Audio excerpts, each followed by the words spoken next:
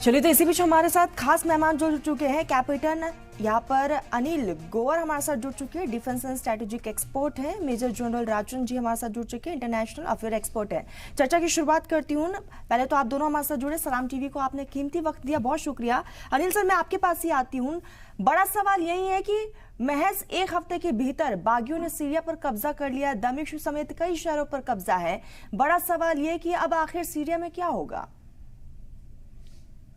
देखिए, ऐसा है कि सीरिया में जो अब हुआ है, बेसिकली अब ये आप लगा लीजिए, जो 50 साल का बशर असद का जो रजीम था, वो सारा का सारा वो अब खत्म हो गया। और जो बागी हैं वो सारे ये हिजबुल्लाह के और जो दूसरे हैं, इन्होंने कब्जा कर लिया है।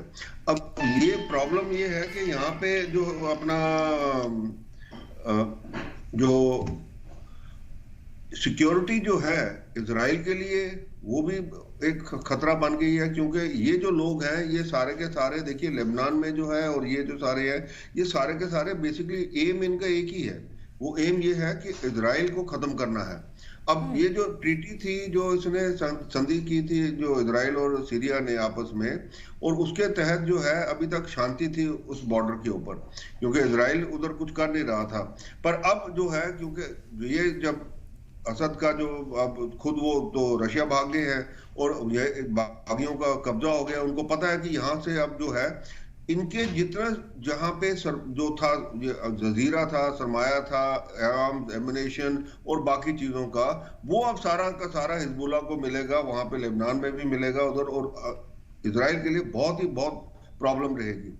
एक दूसरा, तुर्की ने भी वहां से अपना एक कब्जा जो है, अपना एक क्लेम कर लिया हुआ है कि जी कुछ एरिया जो है सीरिया का, वो तो तुर्की का एरिया है।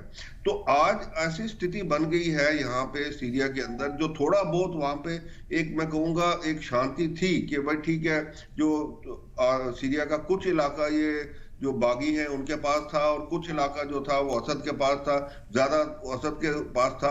तो वो थोड़ा बहुत जो एक सेम्बलेंस ऑफ ऑर्डर था, वो सब खत्म हो गया वहां पे।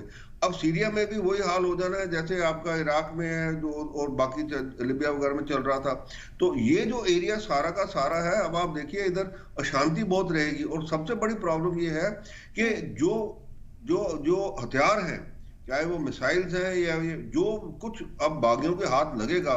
हमने देखा, देखिए अफगानिस्तान में क्या हुआ, जब अमेरिका वहां से गया, वहां से तकरीबन वो $60 बिलियन का जो सारा का सारा वहां पे अपने आर्म्स, एमुनेशन और बाकी चीजें छोड़ के आया। उसने कहा जी हमने इसको खत्म कर दिया, ये नहीं कर सकेंगे ठीक उसको।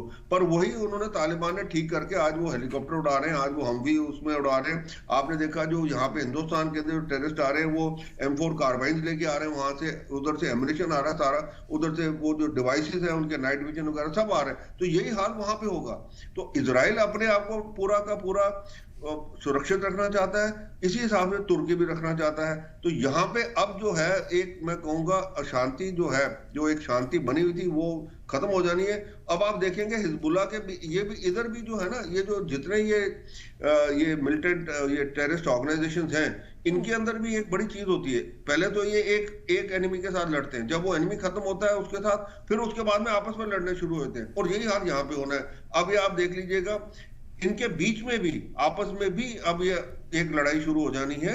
और वो यहाँ के लिए, मैं कहूंगा, लोगों के लिए बहुत अशांति है। उसके अलावा बिल्कुल अनिल सर, और कहीं ना कहीं एक आने वाले समय में और भी बहुत सारे चैलेंजेस देखने को मिलेंगे।